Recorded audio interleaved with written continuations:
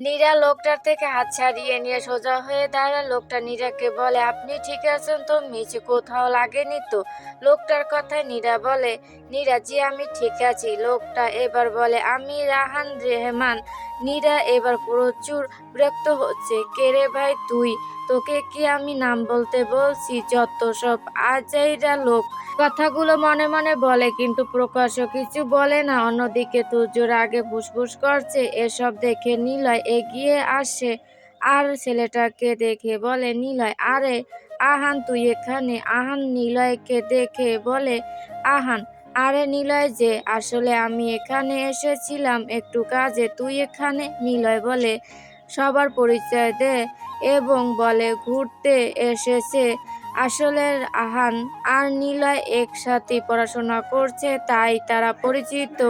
আহান বারবার নীরার দিকে তাকাচ্ছে, যা তুর্য এর চোখ এড়ায়নি। তাই সে নিলয়কে বলে, তুর্য, তোদের কথা শেষ হলে চল এবার যাওয়া যাক। নিলয় আহানের থেকে বিদায় নিয়ে ভেতরে চলে যায় আর আহান তাদের যাওয়ার দিকে তাকিয়ে মুচকি হেসে বলে, আহান তোমাকে তো আমার চাই ভিতুরানি। এই বলে চোখে চশমা পরে চলে যায় সেখান থেকে। তুর্য নীরাকে ফিসফিস করে বলে উঠে, তুর্য, যেখানে সেখানে পড়ে যাওয়া দেখছি তোর অভ্যাসের পরিণত হয়েছে, তাই না? তোর এই অভ্যাস খুব তাড়াতাড়ি দূর করতে হবে, নয়তো বলা যায় না আবার কার উপর পড়ে যাস। নীরা কিছু বলে না, চুপচাপ বসে থাকে। কিছুক্ষণের মধ্যে খাবার এসে যায়। সবাই খাওয়া দাওয়া সেরে বাড়ির উদ্দেশ্যে রওনা হয়। এভাবেই আনন্দের মাঝে তাদের দিনগুলো চলে যায়। আজ সবাই ঢাকায় ফিরে যাবে, তাই মন খারাপ করে বসে আছে নীরা। ভালোই লাগছিল নানু বাড়িতে, কিন্তু কি আর করা, যেতে তো হবেই তাদের। কলেজও ছুটি শেষ। অন্যদিকে নিলয় ছাদে দাঁড়িয়ে একমনে আকাশের দিকে তাকিয়ে আছে। তার মন আজ বিষণ্ণতায় ঘিরে ধরেছে। এই কয়েকদিন সে বুঝতে পেরেছে সে ইরানিকে ভালোবেসে ফেলেছে, বাজেভাবে আসক্ত হয়ে গেছে ওই মেয়েটাতে। ওদের চলে যাওয়ার কথা শুনে কেমন জানি বুকের ভিতর চিনচিন ব্যথা করছে। খুব খারাপ লাগা কাজ করছে তার মনে। নিলয়ের ভাবনার মাঝে কারো উপস্থিত টের পায়। তার পিছনের দিকে তাকিয়ে দেখে ইরিনা দাঁড়িয়ে আছে। ইরিনা তার দিকে কেমন মায়া ভরা দৃষ্টিতে তাকিয়ে আছে। ইরিনার এমন চাহনি দেখে নিলয়ের ভেতরটা কেমন জানি এলোমেলো হয়ে যাচ্ছে। সে নিজেকে আর সামলাতে পারে না।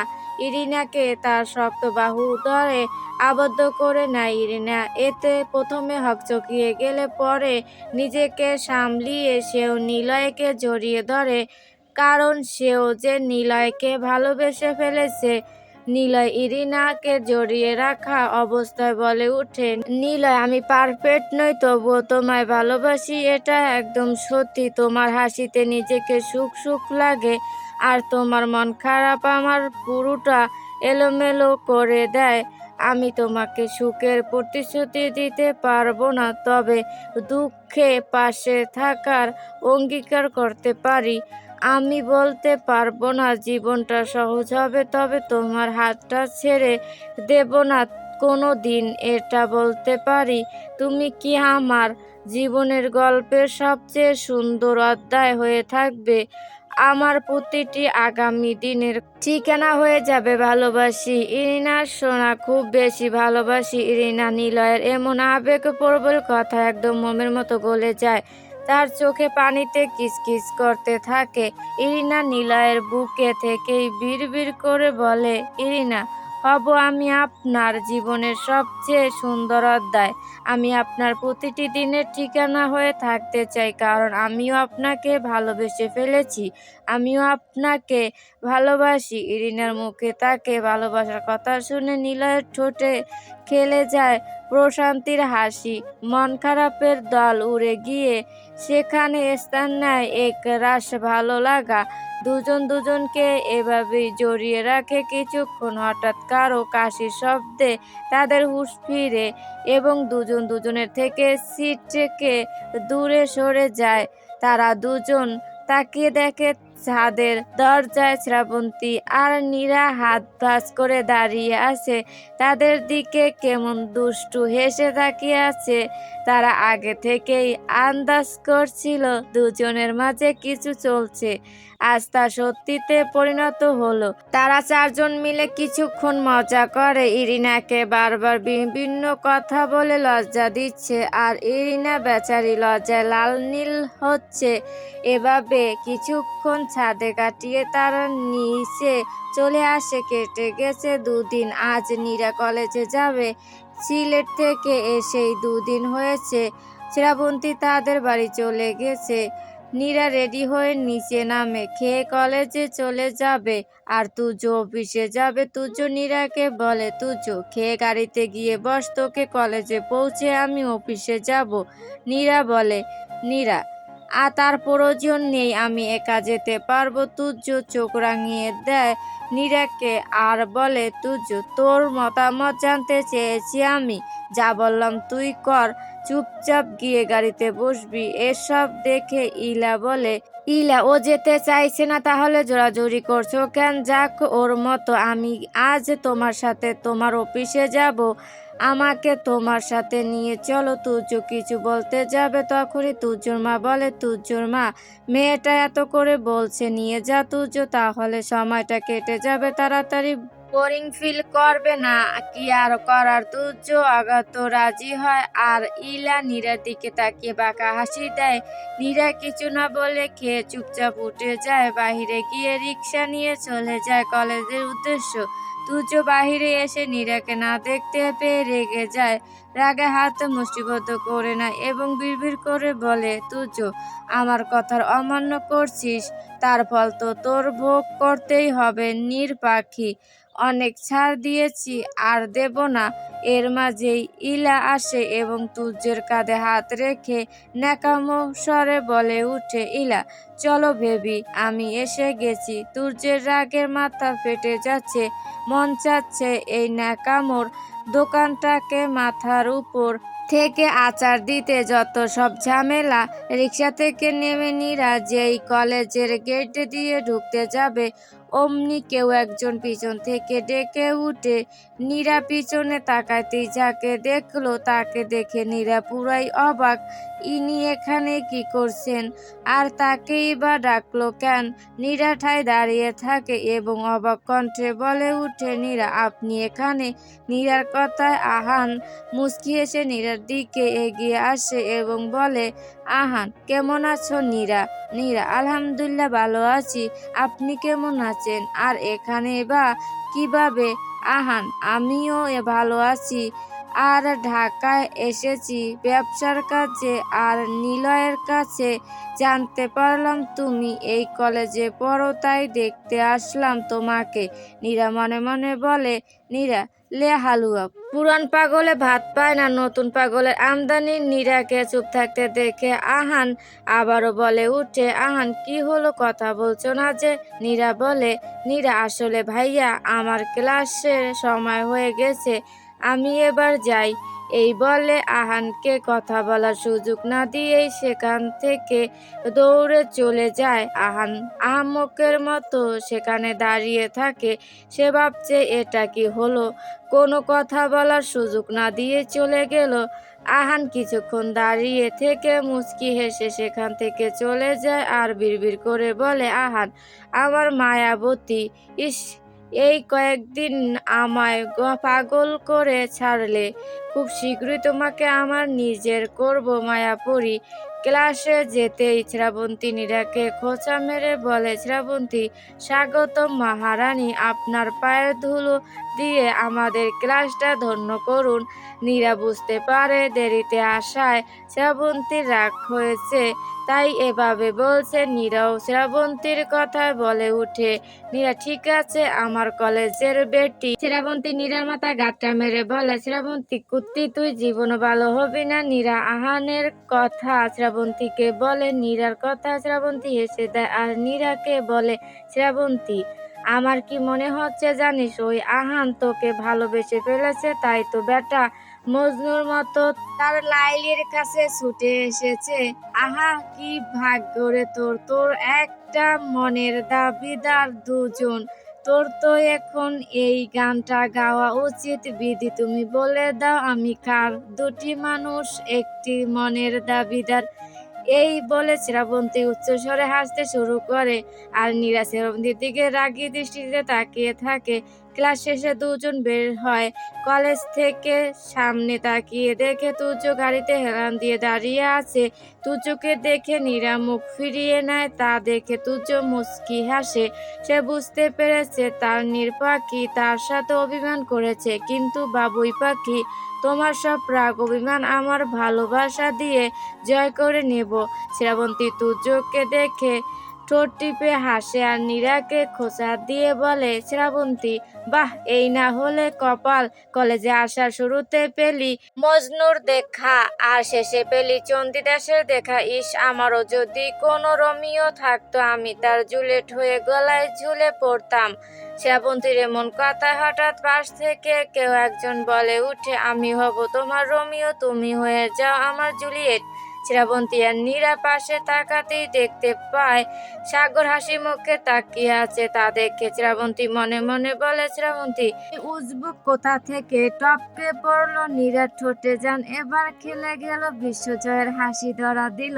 নীরা এবার শ্রাবন্তীকে বলে, নীরা, শ্রাবু বেবি তোমার রোমিও চলে এসেছে। ইস, এমন রোমিও পেতেও ভাগ্য লাগে। শ্রাবন্তী এবার কটমট দৃষ্টিতে তাকায় নীরার দিকে। নীরা ডোন্ট কেয়ার ভাব নিয়ে বলে, নীরা এতক্ষণ আমায় জ্বালিয়েছ, এখন তোমার পালা। শ্রাবু ভেবে একটু টেনে টেনে বলে উঠে।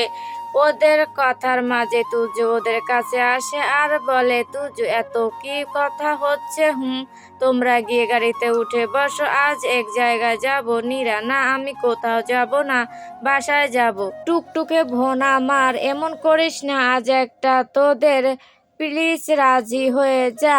শ্রাবন্তী বুড়ো কুচকে তাকায় সাগরের দিকে, ভাবছে এর আবার কি হলো, এত তেল মারছে কেন সাগর। নীরার কানে কানে ফিসফিস করে বলে, সাগর একটা মেলায় নিয়ে যাব, এই সুযোগে আমার জুলিয়েটের কাছাকাছি থাকতে পারবো, চল বোন আমার। নীরা শ্রাবন্তীর দিকে তাকিয়ে মুচকি হাসে এবং বলে, নীরা আচ্ছা চলো। শ্রাবন্তী তো অবাক হয়ে যায়, ওই উজবুকটা কি এমন বলল যে নীরা যেতে রাজি হয়ে গেল, কিন্তু নীরাকে কিছুই জিজ্ঞেস করতে পারলো না। এর আগে নীরা গিয়ে গাড়িতে উঠে বসলো, কি আর করার, সেও পিছু পিছু গিয়ে গাড়িতে উঠলো। আর এদিকে তুর্য হেসে সাগরকে বলে, তুর্য এই প্রথম কোনো একটা কাজ করতে পারলি। সাগর তুর্যের কথায় অসহায় কণ্ঠে বলে উঠে, সাগর ঠিক মতো না করলে তো আজ আমার দফা রফা হয়ে যেত। সাগরের কথায় তুর্য আবারও হাসলো এবং দুজনে গিয়ে গাড়িতে বসে আর সাগর গাড়ি স্টার্ট দেয়। আসলে তুর্য জানতো তুর্য বললে কিছুতেই রাজি হতো না নীরা, তাই সাগরকে বলেছিল যে কোনোভাবে নীরাকে রাজি করাতে, নয়তো সাগরের অবস্থা বেহাল করবে। তারা মেলায় আসে, চারদিকে মানুষের ভিড় আর কত শত কসমেটিকের দোকান। নাগরদোলায় বাচ্চারা উঠছে আনন্দে, চারদিকে হই হই এক রক।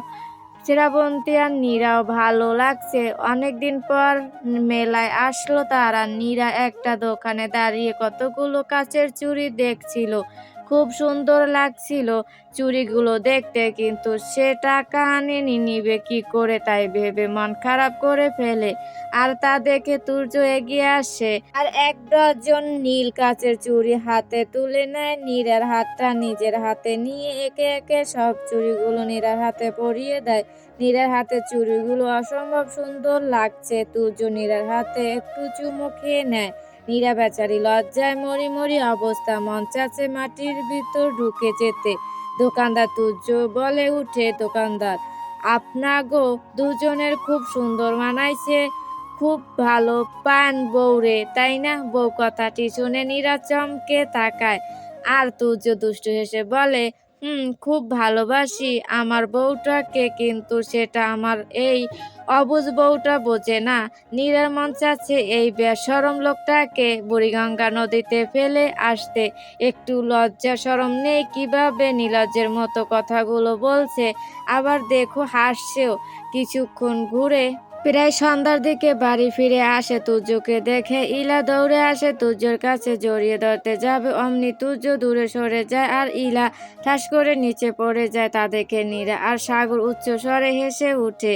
ইলা অগ্নিদৃষ্টি নিয়ে তাকায় তাদের দুজনের দিকে, রেগে বলে উঠে, ইলা এভাবে হাসছো কেন? এখানে কি কোনো সার্কাস হচ্ছে যেভাবে দেখছো আর হাসছো? ইলার কথায় নীরা বলে, নীরা তুমি যে কাহিনী করো তা সার্কাসের চেয়ে কম কিসে বলো? ইলা রাগী চোখে কটমট করে তাকায় নীরার দিকে।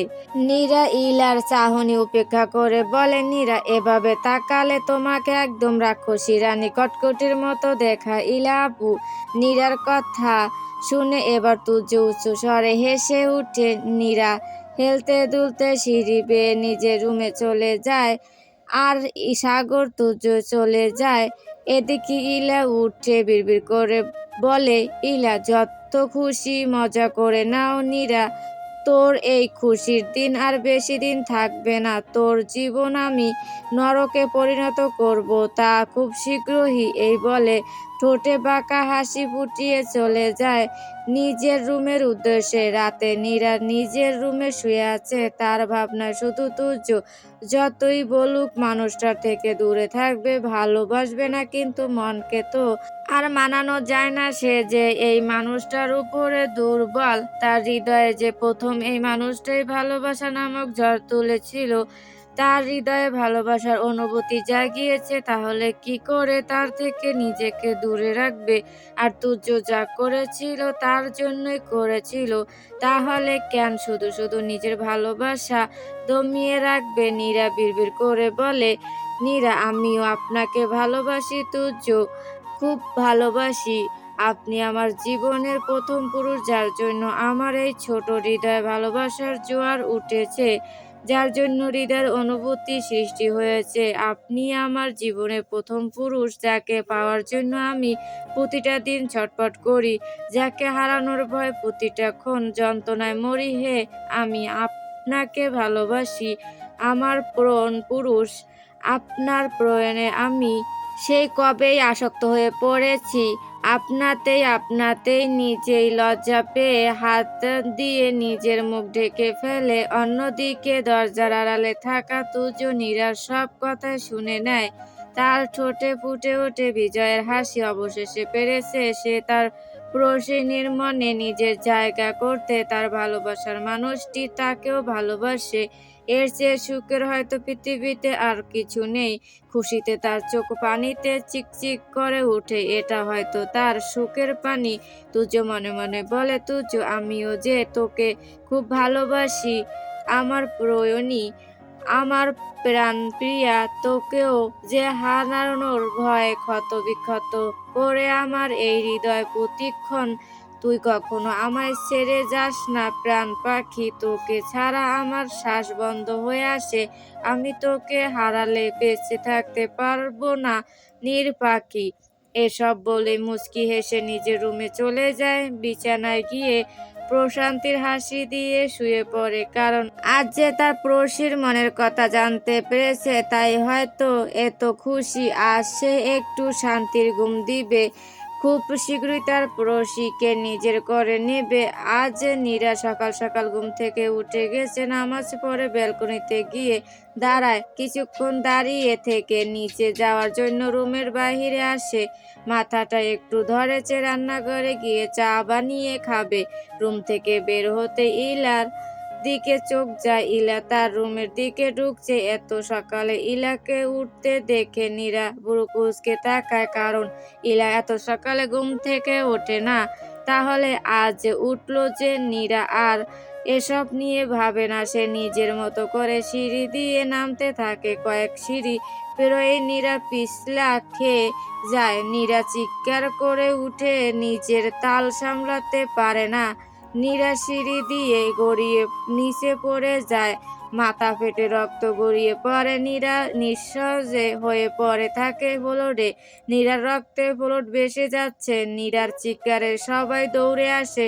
নীরাকে এই অবস্থায় দেখে নীরার মা চিৎকার করে কান্না করতে থাকে। তুর্য দৌড়ে আসে নিজের রুম থেকে। নীরাকে এমন অবস্থায় দেখে তুর্য থমকে যায়। তার পা দুটি যেন আটকে গেছে, হাত পা থরথর করে কাঁপছে, তার মুখ দিয়ে কোনো কথা বের হচ্ছে না, থির হয়ে দাঁড়িয়ে আছে, যেন হাঁটা চলার শক্তি সে হারিয়ে ফেলেছে। সাগরের ডাকে তুর্যের হুঁশ ফিরে। তুর্য এবার পাগলের মতো দৌড়ে নিচে নামে। নীরাকে কোলে তুলে দৌড় বাড়ির বাহিরে বেরিয়ে আসে। সাগর গিয়ে গাড়ি নিয়ে আসে। তুর্য নীরাকে নিয়ে গাড়িতে উঠে বসে। নীরার তুর্যর শার্ট ভিজে যাচ্ছে। তুর্য কাঁপা কাঁপা গলায় নীরাকে ডাকতে থাকে। তুর্য, এই নীরা, নীরা ওঠ না রে পাখি, তুই এভাবে চুপ করে আসিস কেন? দেখ আমার খুব কষ্ট হচ্ছে পাখি, আমার নিঃশ্বাস নিতে কষ্ট হচ্ছে তো। ওঠ না লক্ষ্মীটি, তোকে এভাবে চুপ থাকা মানায় না পাখি রে। তুই এত নিষ্ঠুর হতে পারিস না, তুই আমাকে ছেড়ে যাস না পাখি, আমি মরে যাব রে, সত্যি বলছি আমি মরে যাব। এই বলে তুর্য নীরাকে বুকে জড়িয়ে কান্না করতে থাকে। চিৎকার করে কান্না করছে তুর্য। সাগর তুর্যর এমন কান্না দেখে নিজেকে আটকে রাখতে পারে না, সেও ডুকরে কেঁদে উঠে। তুর্য সাগরকে বারবার বলছে, তুর্য এই সাগর জোরে ড্রাইভ কর, আমার নির্পাখি, আমার কলিজাটার কষ্ট হচ্ছে তো, তাড়াতাড়ি কর না ভাই। সাগর নিজের চোখের পানি মুছে নিয়ে বলে, সাগর তুই শান্ত হ ভাইয়া, আমাদের নীরের কিছু হবে না, একদম ঠিক হয়ে যাবে, দেখে নিও। তুর্য এবার কেঁদে কেঁদে বলে, তুর্য আমার নীর পাখির তো ঠিক হতেই হবে, ওকে ছাড়া যে এই তুর্য অস্থিরহীন, একেবারে প্রাণহীন হয়ে যাবে। তুর্যের নীর পাখি নেই তো তুর্য নেই। হাসপাতালে গিয়ে গাড়ি থামতে তুর্য কালবিঘ না করেই নীরাকে কোলে নিয়ে পাগলের মতো ছুটতে থাকে আর ডাক্তারকে ডাকতে থাকে। সাগরও পিছু পিছু যায়।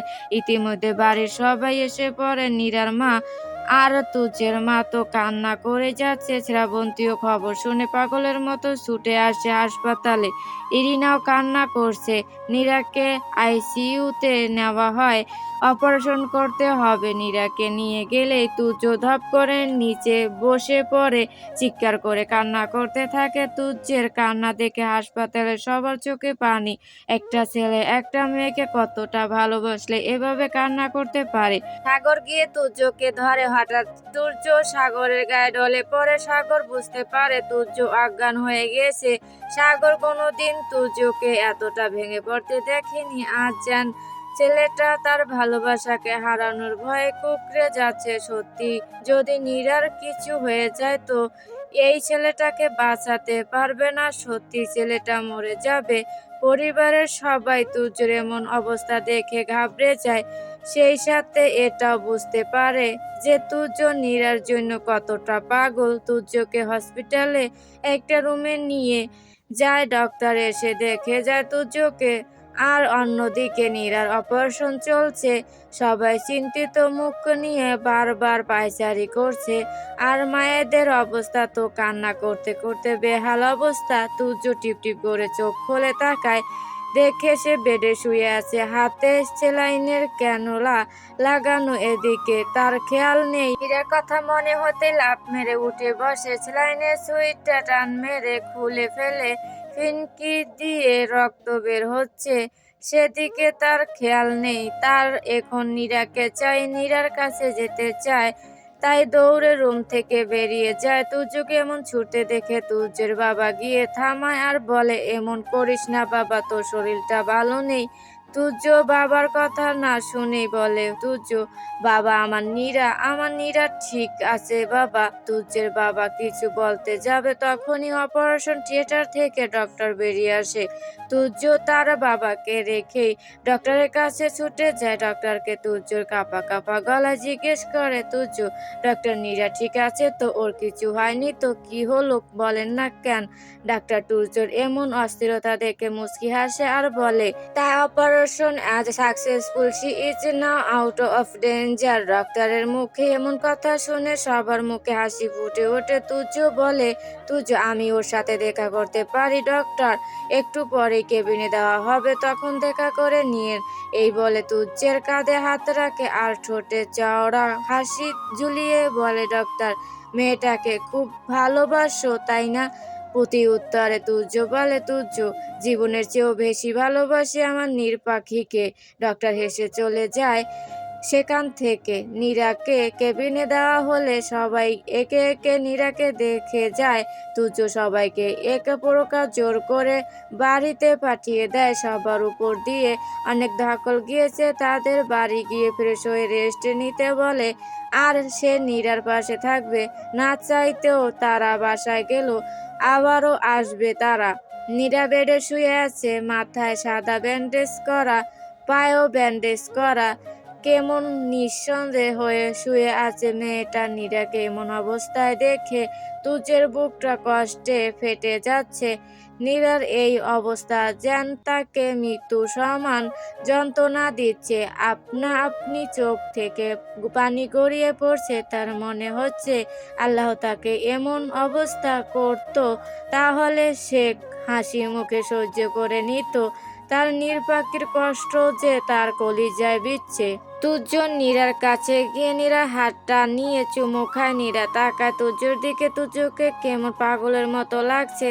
চোখ দুটি ফোলা ফোলা, মাথার চুল এলোমেলো, পরনের শার্টটা উস্কো কুস্কো হয়ে যায়। এই মুহূর্তে নীরার কাছে তুর্যকে দেখে মনে হচ্ছে পাবনা পাগলা গারদ থেকে পালিয়ে এসেছে। তুর্যকে এই মুহূর্তে পাগলের থেকে কোনো অংশে কম লাগছে না। নীরা ভাবে, লোকটা তাকে এতটা ভালোবাসে, আদৌ কি সে এতটা ভালোবাসার পাওয়ার যোগ্য? তুর্য নীরের দিকে তাকিয়ে কপালে সাদা ব্যান্ডেজের উপর নিজের ঠোঁট ছোঁয়ায়। নীরা মলিন হাসে। তুর্য নীরার দিকে একটু ঝুঁকে বলে, তুর্য, নীর পাখি, তুই আমার একই করলি, আমাকে তোর প্রেমে ভিখারি বানাইয়া দিলি। এই বলে তুর্য মলিন হাসে। আবারও বলে উঠে, তোর কিছু হলে সত্যি নীর পাখি আমি দমবন্ধ হয়ে মরে যেতাম। তোকে ছাড়া আমার বাঁচা অসম্ভব, তা আমি হাড়ে হাড়ে বুঝে গেছি প্রাণ পাখি। তোকে আমি চাই এমন করে, মৃত্যুর আগে কেউ জীবন ফিরে চায় যেমন করে। আমি তোকে ভালোবাসি এমন করে, সূর্যটা পৃথিবীকে প্রতিদিন ভালোবাসে যেমন করে। পাখি, তুই বিহীন জীবন আমার মরুভূমির ন্যায়। আমি কে কখনো ছেড়ে যাস না পাখি, আমি মরে যাব তোকে ছাড়া। আর যদি যেতে হয় তাহলে আমাকে শিখিয়ে দিয়ে যাবি, তোকে বিহীন বাঁচবো আমি কেমন করে। নয়তো আমাকে সাদা কাপনে জড়িয়ে রেখে যাবি। এই বলে তুর্য কান্না করতে থাকে। তুর্যের কথা শুনে নীরাও কান্না করতে থাকে।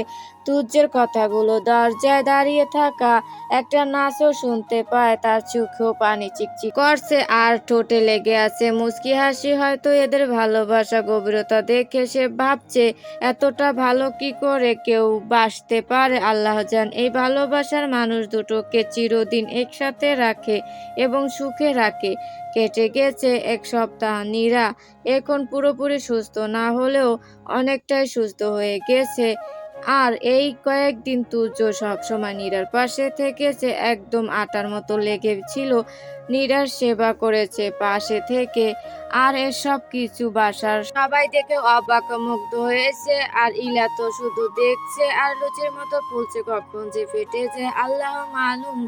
আজ তুর্য অফিসে যাবে, অনেকদিন হলো অফিসে যাওয়া হয় না, তাই আজ যেতে হবে। জরুরি মিটিং আছে, তাই যেতে হবে, নয়তো আজও যেত না।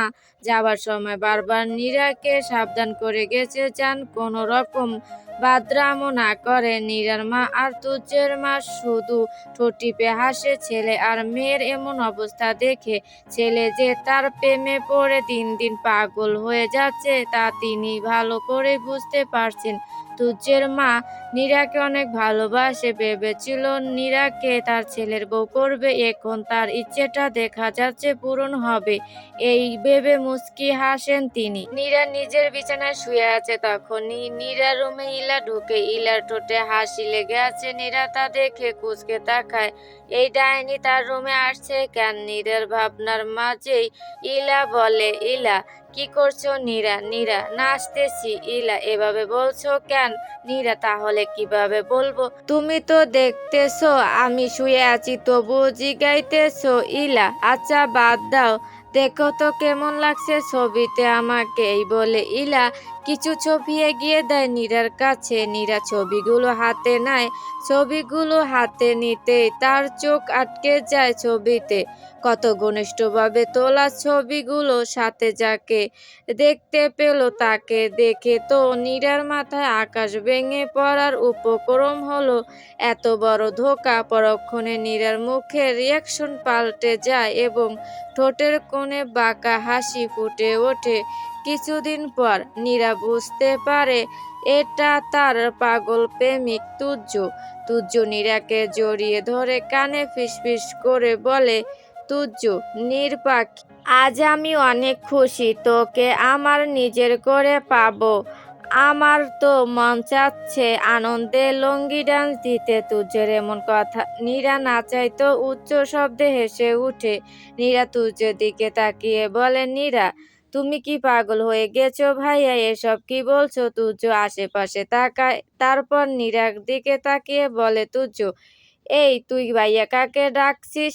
নীরা, কেন তোমাকে? তুজ্জ, কি আমি তোর ভাইয়া? কয়েকটা দিন পরে আমি তোর সোয়াইয়া হব, আর তুই আমাকে ভাইয়া ডাকছিস? তুজ্জের কথা নীরা ভ্যাবাচ্যাকা খেয়ে বলে, নীরা, এসব কি কথা? তাহলে তোমায় আমি কি বলে ডাকবো? তুজ্জ, কেন স্বামী বলে ডাকবি? নীরা লজ্জা পেয়ে যায় আর তুজ্জের বুকে নিজের মুখ লুকিয়ে বলে, নীরা, যাহ দুষ্টু। তুজ্জ হেসে দেয়, তার প্রিয়তমাকে আরো জোরে নিজের সাথে চেপে ধরে মিশিয়ে নেয় তার বক্ষপিণ্ডে। দেখতে দেখতে আজ নীরা আর তুজ্জের বিয়ের দিন এসে গেল। নীরা খুব সুন্দর করে সাজানো হয়েছে, সবাই নাচ গানে ব্যস্ত, সবাই আনন্দে মেতে উঠেছে। আর শ্রাবন্তীরা নীরাকে এটা সেটা বলে লজ্জা দিচ্ছে। এদিকে তুজ্জকে বর বেশে সাজানো হয়েছে। তুজ্জকে খুব সুন্দর লাগছে বিয়ের শেরওয়ানিতে। কিছুক্ষণ পরে নীরাকে নিচে নিয়ে নেমে আসে সবাই এবং সবার উপস্থিতিতে খুব সুন্দরভাবে বিয়েটা কমপ্লিট হয়ে যায়। তুজ্জ সবার সামনে নীরাকে জড়িয়ে ধরে হাউমাউ করে কেঁদে উঠে। এটা দেখে তার খুশির কান্না, ভালোবাসার মানুষটিকে চিরতরে নিজের করে পাওয়ার আনন্দের কান্না। সবাই তুজ্জের কান্না দেখে বিলম্বে হা হয়ে তাকিয়ে আছে।